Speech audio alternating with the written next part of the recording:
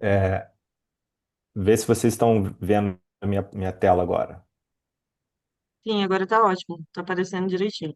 Beleza, deixa eu só trocar aqui o ponteiro.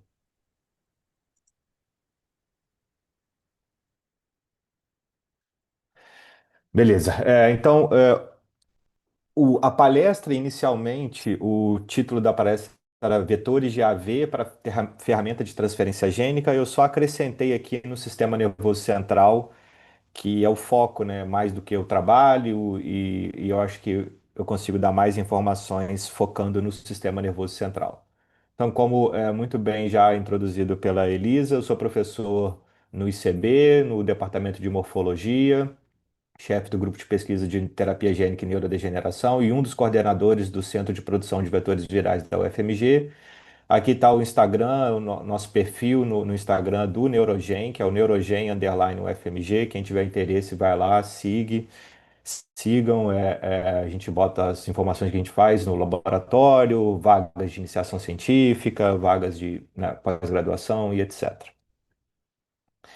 Bom, antes de começar a falar dos vetores de AV propriamente dito e né, dos vetores virais, eu queria primeiro fazer uma breve introdução. Eu sei que a maioria das pessoas que estão aqui já sabem isso, mas acho que isso é importante, a gente saber essa parte básica aqui de expressão gênica para entender um pouquinho sobre como os vetores vão funcionar e como a gente pode usar ele como ferramenta de manipulação gênica.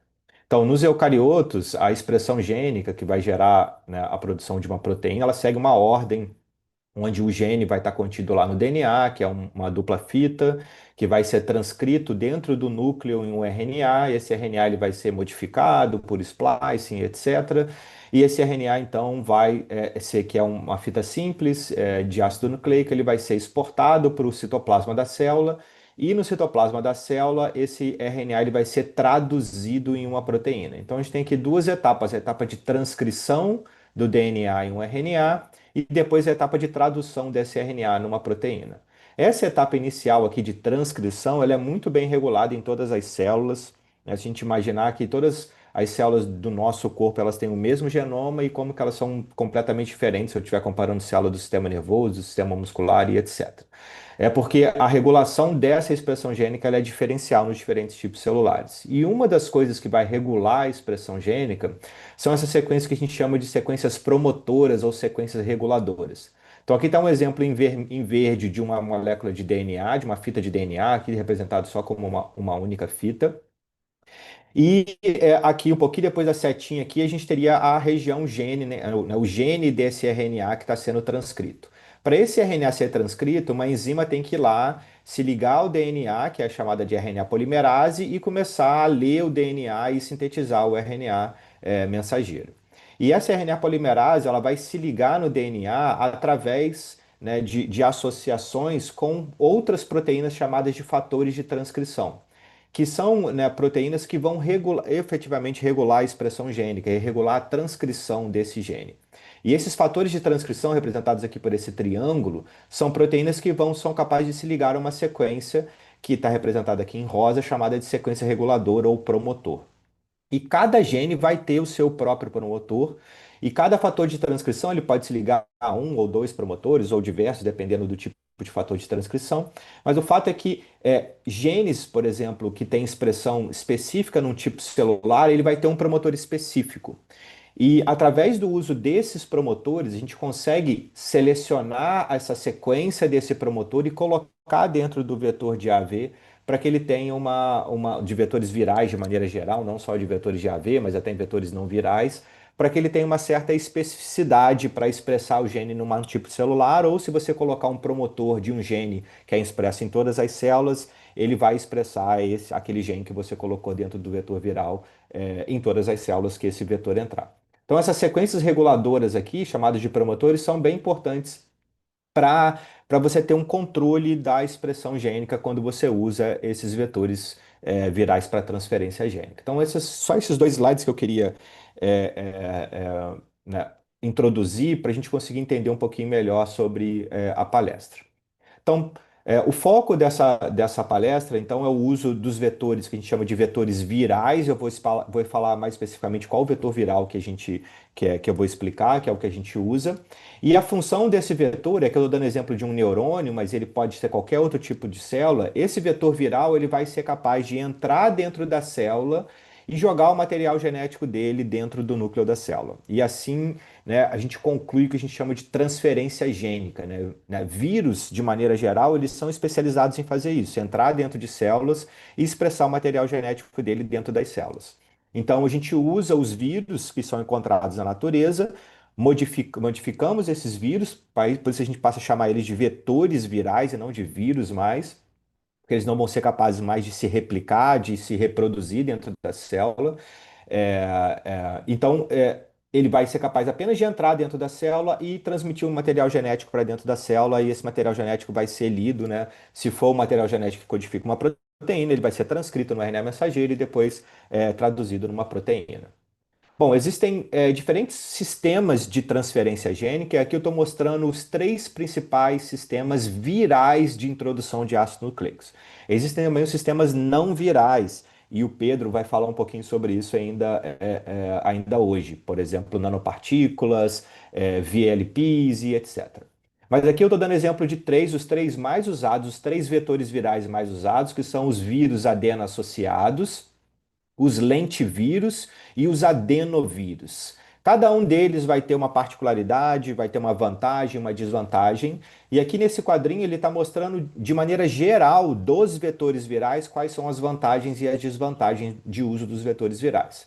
Então, por exemplo, eu não vou explicar todos os pontos, mas eu vou dar exemplo de algum deles. Então, por exemplo, dentre as vantagens dos vetores virais de maneira geral, desses três aqui, eles têm uma eficiência de transdução muito alta. O que é transdução? Bom, transdução é a capacidade, né, é quando o vetor viral ele entra dentro da célula e transmite o material genético dele para dentro da célula. Então a gente chama isso de transdução. Algumas pessoas chamam isso de infecção, mas eu não gosto muito de chamar de infecção, porque infecção dá a entender que vai gerar uma doença, que esse vetor, que esse vírus vai se multiplicar dentro da célula, e não é o caso. Quando a gente está usando vetores virais, o nome correto é transdução. Algumas pessoas chamam também de transfecção, mas transfecção é usado, na verdade, para outras técnicas de transferência gênica que não usando vetores virais. Então, quando a gente usa vetor viral, a gente está falando em transdução. Então, esses vetores virais, eles têm uma alta capacidade de transdução, ou seja, de entregar o material genético para dentro das células. De maneira geral, isso vai variar um pouco entre eles, eles podem ser capazes de manter essa expressão gênica por um longo prazo, principalmente quando a gente está falando de vírus adeno-associado e lentivírus. Existem vários sorotipos desses vetores virais, ou seja, são várias capas diferentes deles que vai dar certo o que a gente chama de especificidade. Alguns vetores são mais específicos para um tipo celular do que outro, isso é uma grande vantagem de uso dos vetores virais. A gente pode também usar técnicas para controlar a expressão gênica ao longo do tempo, isso também é uma vantagem muito importante dos vetores virais. E dentre as desvantagens do uso de vetores virais, talvez a principal dos vetores virais é o risco de imunogenicidade. Então, vírus, todos esses vetores aqui, eles são encontrados na natureza, né, na sua forma selvagem, eles infectam células de humanos, por exemplo, e eles vão gerar uma resposta imunológica. E quando você quer usar esses vetores virais para transferência gênica em alguma célula, em algum modelo animal, ou eventualmente em terapias gênicas em humanos, a resposta imunológica tem que ser bem reduzida. O ideal é que seja reduzida. Então, isso seria um problema quando você usa esses vetores para terapia gênica em humanos, por exemplo. Outra desvantagem deles é a hepatotoxicidade. Então, alguns desses vetores eles têm a tendência de ir para o fígado, se acumular no fígado e gerar uma toxicidade no fígado. Isso também é uma desvantagem importante. E para alguns deles, principalmente o lentivírus, que não é o vetor que a gente vai falar na aula de hoje, como ele é capaz de se integrar no genoma da célula hospedeira, ele tem essa capacidade de gerar mutações e ter um possível efeito carcinogênico. Então, isso seria uma desvantagem, e isso é principalmente para o lentivírus, que tem essa capacidade de integração no genoma da célula. E por fim, aqui a produção. A produção desses vetores virais, em geral, ela tem um custo alto Isso está diminuindo ao longo do tempo, mas isso também é uma desvantagem no uso deles para, né, tanto para ciência quanto para terapias gênicas. Bom, o foco dessa palestra, deixa eu só fechar isso aqui, são os vírus adeno-associados, tá? Que aqui está a família dele, o gênero dele, mas aqui eu estou listando em verde as principais vantagens e em amarelo as desvantagens desse vetor. Então, primeiro, as desvantagens. Primeiro, o genoma desse vetor, ele é de DNA de fita simples. Então, quando ele entra dentro da célula, primeiro a célula vai sintetizar o DNA complementar, a fita complementar do DNA, para depois, então, transcrever num RNA mensageiro e produzir uma proteína. Então, tem um certo tempo para a produção do gene quando você usa esses vetores. E a segunda principal desvantagem dele é que é um vetor pequeno, ele tem aproximadamente 5.000 pares de bases, então o gene que você colocar, as sequências de DNA que você vai colocar dentro dele, ela tem um certo limite. Então, quando você quer usar, por exemplo, transferir um gene que é muito grande, não vai caber dentro desse vetor, porque ele tem essa limitação de até no máximo 5.000 pares de bases. Mas ele tem várias outras vantagens, então ele é um vetor que tem apenas uma capa proteica chamada de capsídio, ou seja, ele não tem um envelope lipídico. Isso é importante porque os vetores que têm envelope, eles geram uma resposta imunológica maior, e esse vetor ele gera, esse é um dos fatores que ele gera uma resposta imunológica menor. Ele tem um diâmetro pequeno, né, de aproximadamente 25 nanômetros, o que facilita a difusão dele no tecido onde você está injetando ele, etc. Esse vírus que é encontrado na natureza, os vírus adeno-associados, eles são capazes de infectar humanos, mas não existe nenhuma doença associada com esses vírus. Então, isso é uma certa facilidade quando a gente está pensando em terapia gênica. Ele tem um baixo risco de mutação, porque, de maneira geral, e isso vai variar um pouquinho de qual é o genoma, né, do que você está usando, ele não insere no genoma da célula hospedeira. Então, quando esse vírus entra dentro da célula, eu vou explicar um pouquinho no slide mais para frente, ele não vai se inserir no genoma da célula hospedeira, então ele não vai causar uma mutação nessa célula hospedeira, e isso é uma vantagem importante também. A baixa resposta imune também eu já mencionei aqui, por ele não ser um vetor envelopado. E ele, falando do sistema nervoso, existem vários capsídeos diferentes que vão favorecer ele a entrar em células diferentes do sistema nervoso. Então ele tem um tropismo bem diversificado. Então, aqui um pouquinho sobre falando desses sorotipos, são encontrados na natureza aproximadamente 10 sorotipos diferentes desse vetor, tá?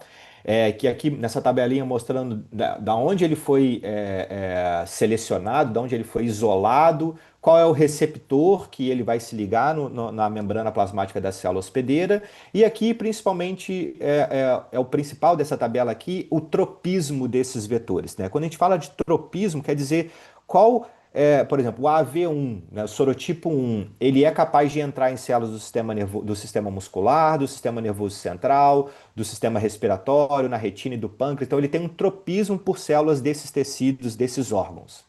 Isso vai variar dependendo do tipo de sorotipo. Então, alguns sorotipos eles têm um tropismo maior para um tipo celular, para um tipo de tecido, para um tipo de órgão, e outros sorotipos têm tropismo para outros tipos de tecidos.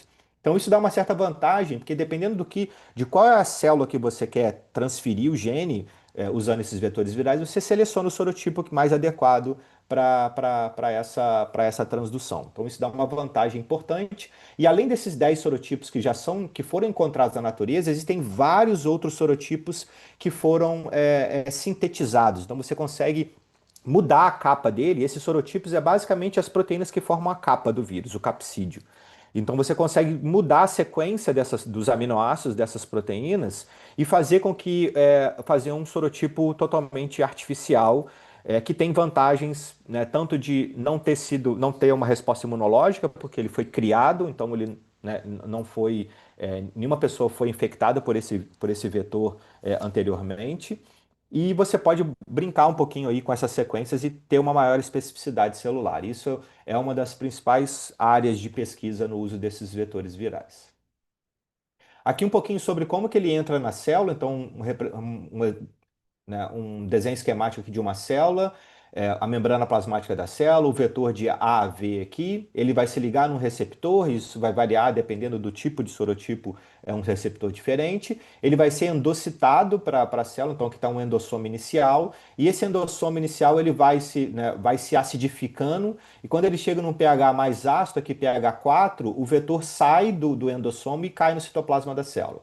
Depois que ele vai para o citoplasma da célula, ele consegue entrar dentro do núcleo da célula pelo poro nuclear, e dentro do núcleo da célula ele vai ser desempacotado. Então aquela capa, o capsídeo vai abrir e o DNA dele de fita simples vai ser jogado no núcleo da célula. Então aqui está uma representação desse DNA de fita simples, que vai ser então sintetizada a fita complementar do DNA, e aí, na maioria dos casos, ele vai se formar um DNA circular, chamado de DNA epissomal, onde pode ser encontrado um genoma de um vetor, ou ele pode juntar dois genomas de um vetor e de outro vetor que entrou junto com ele, ou quatro, ou até oito, né? Pode formar até, em geral, oito genomas diferentes daquele vetor se juntam para formar esse DNA epissomal. E esse DNA epissomal ele fica no núcleo da célula por longos períodos, por anos já foi mostrado que ele é capaz de ficar no núcleo da célula e expressando a proteína, né, que você quis colocar dentro dele. Então aqui está mostrando em linha tracejada, em alguns casos isso vai depender do tipo de genoma que você usou, ele pode integrar no genoma da célula hospedeira, tá? Mas os vetores, que a maioria dos vetores que são usados, que é do sorotipo 2, o genoma do sorotipo 2, ele não é capaz de integrar no genoma da célula hospedeira. Então aqui está mostrando o genoma dele do vetor selvagem, tá? O vetor que é encontrado na natureza. Então ele tem essas duas sequências aqui em forma de grampo, chamados de ITR, que é a única sequência nos vetores que a gente usa para transferência gênica que é mantida, tá? Então esse TR do lado esquerdo e esse TR do lado direito é a única sequência viral que vai ser mantida nos vetores virais. E aqui estão os dois genes que são desse vírus, é um chamado gene de REP2 e CAP2. O REP2 são genes importantes para a replicação dele e o CAP são genes importantes para a formação da capa dele. Então, esse é o genoma do AAV encontrado na natureza. Mas o genoma do AAV, do vetor viral que a gente usa para transferência gênica, a gente remove essa parte central aqui. Tanto o gene REP quanto o gene CAP, a gente remove essa parte e coloca a sequência de DNA de interesse ali. Então vai ter que ter uma sequência promotora, a sequência do gene, uma sequência de poliadenilação, são sequências regulatórias importantes para a expressão do gene do seu interesse. Então aqui seriam as sequências mínimas de um vetor de AAV quando você quer expressar um gene. Então em verde aqui está sendo representado o gene de interesse, a gente chama isso de transgene, porque a gente está inserindo esse gene no vetor e ele vai ser inserido no núcleo da célula hospedeira. Tem que ter pelo menos um promotor, que é esse que está mostrado em amarelo, que é o que eu expliquei no início da palestra. Então é aquela sequência importante para os fatores de transcrição se ligarem e para a RNA polimerase se ligar aqui e transcrever esse gene que está mostrado aqui em verde, e pelo menos uma sequência de poliadenilação, que é uma sequência importante para fazer a cauda de poliA do RNA mensageiro. E aqui em branco, os dois grampos ali, que é essa sequência de DNA que vai formar um grampo na pontinha, que é a única sequência viral que vai permanecer, que são os ITRs que eu mencionei no slide anterior. Então, tudo isso tem que caber em no máximo 5.000 pares de bases. Se você tiver um gene pequeno, super tranquilo, você consegue colocar isso dentro do vetor de AV. Se tiver um gene muito grande, né, não, já vai ser mais complicado de colocar. Então, o limite aqui seriam 5.000 pares de bases.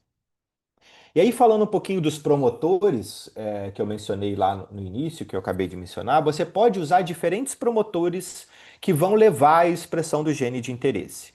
Então, por exemplo, os promotores que a gente chama de promotores ubíquos, que são promotores que são expressos em qualquer célula. Por exemplo, actina.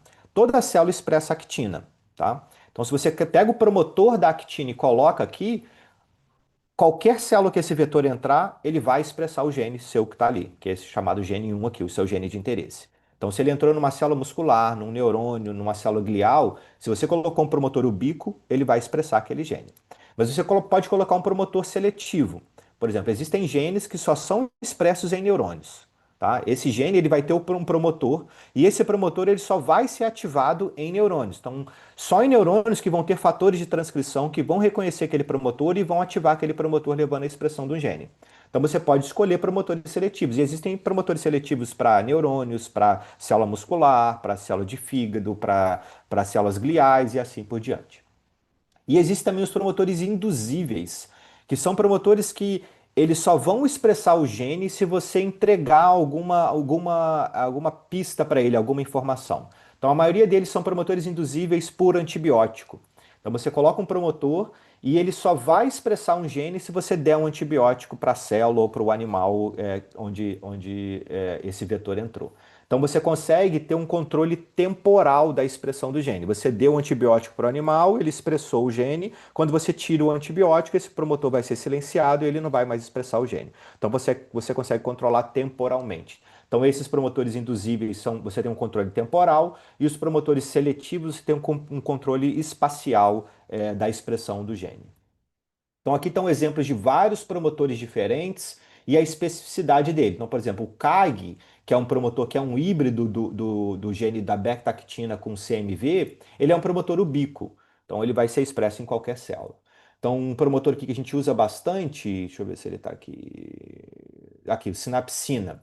Esse SYN1 é um promotor de sinapsina que ele só vai ser expresso em neurônio. Então, é um promotor muito usado para expressar genes só em neurônios, mas tem também para vários outros, aqui focando no sistema nervoso, para astrócitos, para oligodendrócitos, microglia, neurônios glutamatérgicos. Então, além de ser um promotor neuronal, ele é um promotor de um neurônio, de um subtipo de neurônio, só um neurônio glutamatérgico, um neurônio GABAérgico, e aqui dois exemplos de promotores induzíveis. Então, aqui nessa tabelinha você consegue ver, né, aqui a fonte dessa tabela tem ali uma lista de vários promotores focando no sistema nervoso. E por fim, então eu falei um pouquinho sobre o sorotipo, que vai dar especificidade, o uso do promotor, que vai dar especificidade também para a expressão do gene, e por fim, a rota de entrega desse vetor. Né? Então, falando do sistema nervoso, você pode entregar esse vetor para um animal, por exemplo, ou para um humano, por diferentes rotas diferentes. Né? Por diferentes rotas. Então, por exemplo, é, existem terapias gênicas que são para doenças da retina, que está dentro do olho. Então você consegue injetar o vetor dentro do olho da pessoa ou do animal para entregar esse vetor somente para as células que estão ali dentro do olho. Então você tem uma região, o olho é uma estrutura compartimentalizada em que você vai ter uma especificidade bem grande. Então, falando do cérebro aqui, você pode injetar esse vetor dentro do parênquima cerebral. Então, aqui no laboratório, no meu grupo, a gente faz injeção intracerebral usando um aparelho estereotáxico em roedores, ratos e camundongos, para entregar o vetor numa área específica do cérebro. Eu quero entregar só no córtex motor, eu quero entregar no córtex visual e assim por diante. Falando do cérebro, você pode fazer uma entrega um pouco mais geral, por exemplo, injetar dentro do ventrículo ou injetar dentro da cisterna, chama intracisterna magna ou intratecal. E aí você vai expressar esse vetor, ele vai entrar dentro do líquor, né, do líquido céfalo-raquidiano, e você vai ter uma expressão mais geral dentro do sistema nervoso central inteiro. Ou se você quiser uma entrega no corpo todo, da pessoa ou do animal, você pode fazer uma injeção intravenosa e aí ele vai ser distribuído no corpo todo. Então existem estratégias diferentes. Se você quiser ter uma transdução mais geral de todas as células possíveis, você faz um certo tipo de injeção. Se você quer uma entrega mais localizada, você faz um outro tipo de injeção e assim por diante. Então, trabalhando um pouco com esses três pontos que eu falei, com o sorotipo, tanto os sorotipos encontrados na natureza quanto os sorotipos sintéticos. Trabalhando um pouquinho com os promotores, um promotor ubíquo, um promotor mais específico, e com a rota de entrega, você consegue ter, combinando esses três parâmetros, você consegue ter uma especificidade muito grande se você quiser. Aí eu uso um sorotipo que ele entra só em neurônios, eu vou usar um promotor que só é expresso em neurônio glutamatérgico e eu vou fazer uma injeção no córtex motor. Então eu garanto que aquele gene que eu estou querendo superexpressar, ele vai ser expresso só em neurônios glutamatérgicos do córtex motor. Então você consegue trabalhar um pouquinho com esses três parâmetros para ter bastante especificidade. Bom, esses vetores eles são usados na pesquisa básica e isso é o que a gente faz no laboratório. Então a gente usa ele para entregar genes e estudar o papel daquele gene numa situação específica. No nosso foco no laboratório é doenças neurodegenerativas ou neurodegeneração, mas isso é usado para várias outras áreas de pesquisa, cardio, sistema imune, etc.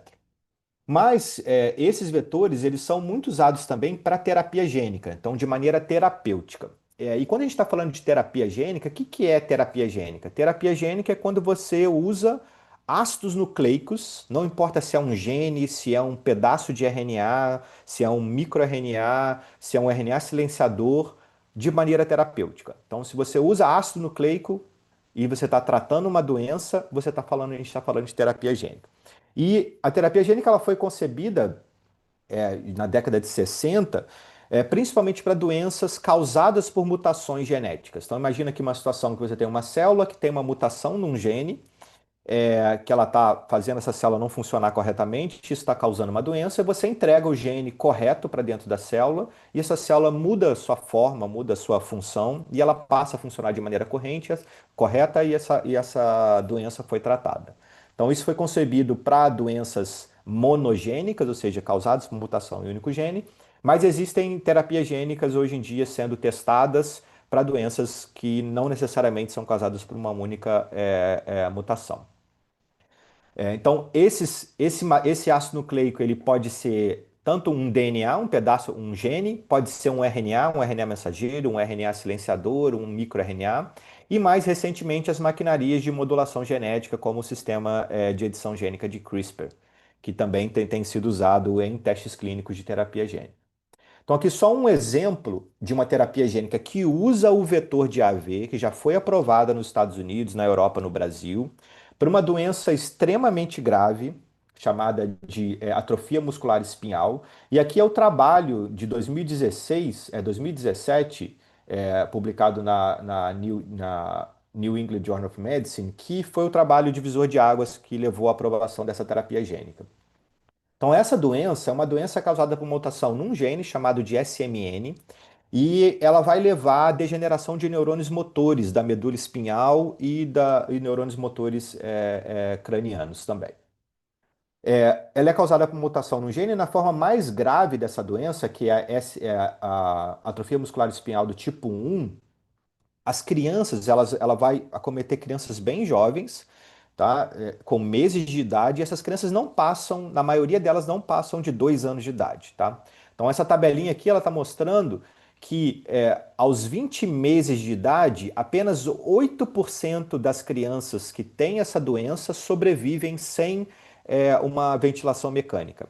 Essas crianças elas vão perdendo os neurônios motores da medula espinhal e quando chega nos neurônios motores que inervam o diafragma, ela vai parar de respirar e vai entrar numa parada cardiorrespiratória. Então essas crianças que não foram tratadas, elas precisam ficar sob ventilação mecânica para sobreviver. Então, em vários estudos de coorte, antes dessa terapia gênica ser desenvolvida, com 20 meses de idade, só 8% das crianças sobreviviam sem ventilação mecânica. E nessa terapia gênica, eles injetaram um vetor de AAV intravascular, ou seja, injetaram na corrente sanguínea, e ele expressa o gene não mutado, o gene SMN, que não está mutado. Tá? E aqui nesse trabalho eles fizeram dois grupos, um grupo com uma dose menor do vetor e um grupo com uma dose maior. E a gente está vendo aqui os pacientes, foram 15 pacientes testados, todos eles, então quando a gente chega aqui no 20º mês de idade, aqui a bolinha mostra a idade que eles tinham quando ele recebeu a terapia gênica, e aí eles foram monitorados por até diferentes idades aqui. Então, com 20 meses, todos os pacientes, até os que receberam a menor dose, tinham sobrevivido a essa doença sem precisar de ventilação mecânica. Então, foi uma terapia gênica divisor de águas. Há um tempo atrás, ela era considerada a terapia gênica mais cara do mundo. Hoje em dia, já tem terapias gênicas mais caras que essa. Nos Estados Unidos, ela custa em torno de 2 milhões de dólares. No Brasil, chegou a 12 milhões de reais. Mais recentemente, em março desse ano, ela foi incorporada no SUS. Foi negociado, o Ministério da Saúde negociou com a Novartis, que é a empresa que comercializa no Brasil, por 7 milhões de reais, então caiu de 12 para 7, e ela passou a ser disponibilizada no SUS. As crianças agora são testadas no teste do pezinho, porque quanto mais cedo essa terapia gênica for aplicada, melhora a eficiência dela. Então, aqui um exemplo de terapia gênica aprovada usando esse vetor que é do vetor de AAV, o vírus adeno associado. Bom, para finalizar, vou mostrar só mais alguns slides mostrando o que a gente faz no laboratório. Então, aqui está o meu grupo de pesquisa, é o Neurogen, de terapia gênica. E o foco do nosso trabalho é testar terapias gênicas para doenças neurodegenerativas ou distúrbios neurodegenerativos. Tá? E a gente usa diferentes modelos, modelos in vitro, onde a gente plaqueia neurônios, tanto neurônios de roedores quanto neurônios humanos derivados de células-tronco de pluripotência induzida, a gente entrega esses vetores de AV expressando um gene específico, um microRNA, e estuda processos de neuroproteção, ou seja, se esse neurônio entrou em processo de degeneração ou não, se o axônio dele entrou em processo de degeneração axonal ou não, e de regeneração axonal. Então, a nossa estratégia é proteger os neurônios de uma doença neurodegenerativa e tentar fazer eles regenerar uma doença ou uma lesão no sistema nervoso central. Então, a gente usa modelos in vitro nas fases iniciais e para as terapias, né, para os testes que têm mais promissores, a gente vai para os modelos in vivo, com roedores, ratos e camundongos. Então, o modelo que a gente usa bastante é o modelo de lesão medular, onde a gente injeta os vetores em regiões do cérebro que têm neurônios motores que vão migrar, que os axônios desses neurônios vão migrar para a medula espinhal. Então, a gente faz uma lesão na medula espinhal, uma lesão nesses axônios, que são os prolongamentos dos neurônios, e estuda também o processo de neuroproteção e regeneração.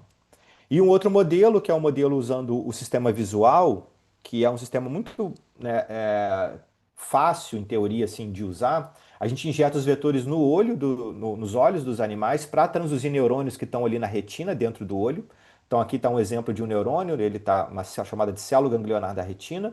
O corpo celular desse neurônio está dentro do olho e o axônio dela sai do olho e forma o nervo óptico. Então esse neurônio, por exemplo, ele entra num processo de degeneração durante uma doença chamada de glaucoma, que é uma doença neurodegenerativa.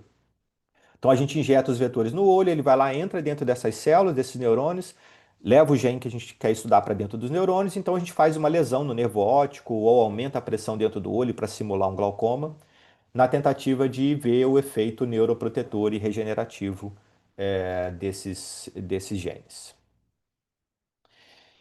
Bom, como eu disse no início, esses vetores, e o vetor de AV é um desses exemplos, eles têm um custo relativamente alto de produção, tá?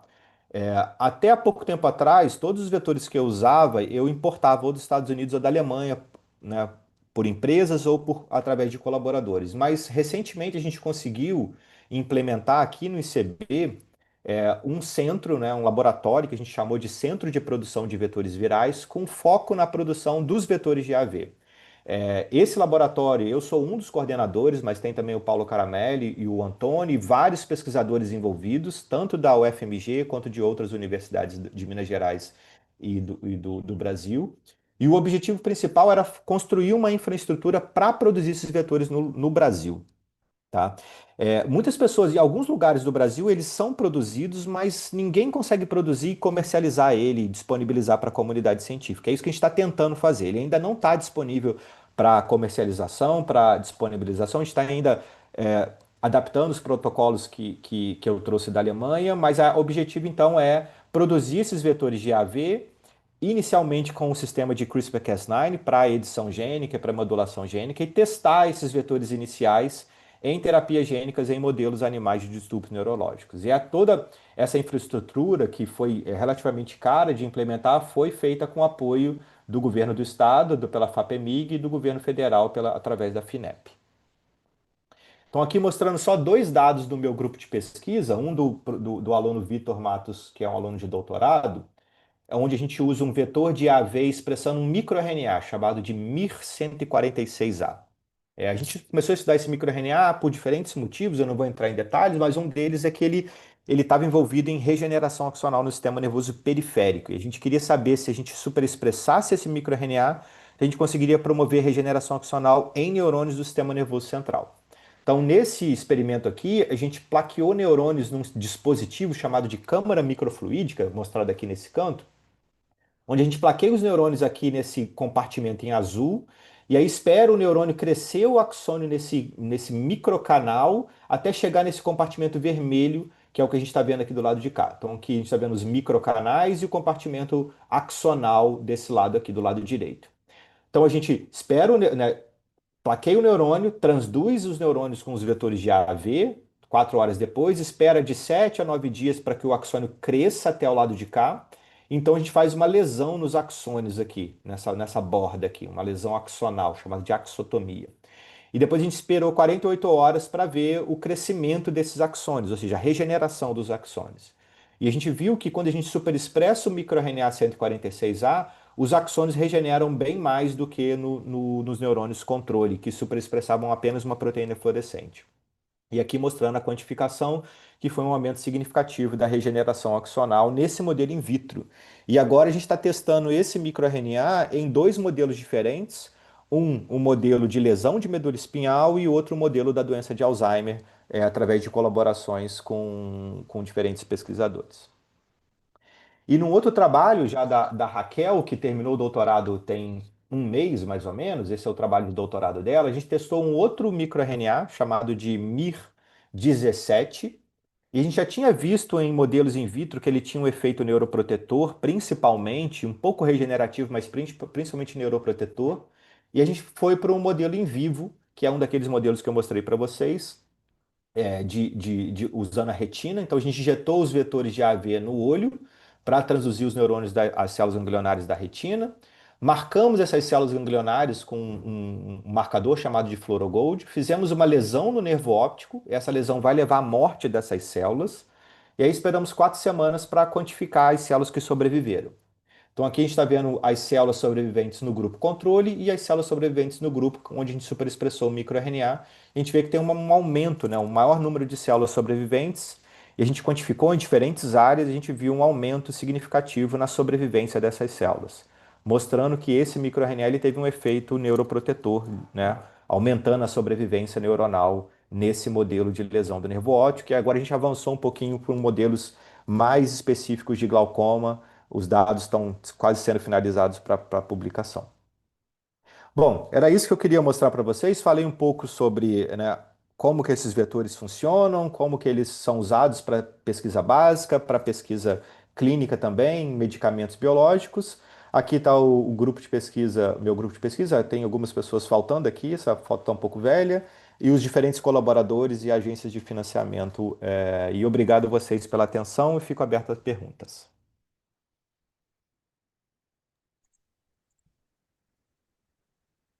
Oi, professor. Obrigada pela palestra, foi excelente. Bom, a gente tem uma pergunta aqui no chat já, perguntando sobre como a barreira hematocefálica ela impacta a eficiência da entrega dos vetores AVV no sistema nervoso central. É uma pergunta muito boa.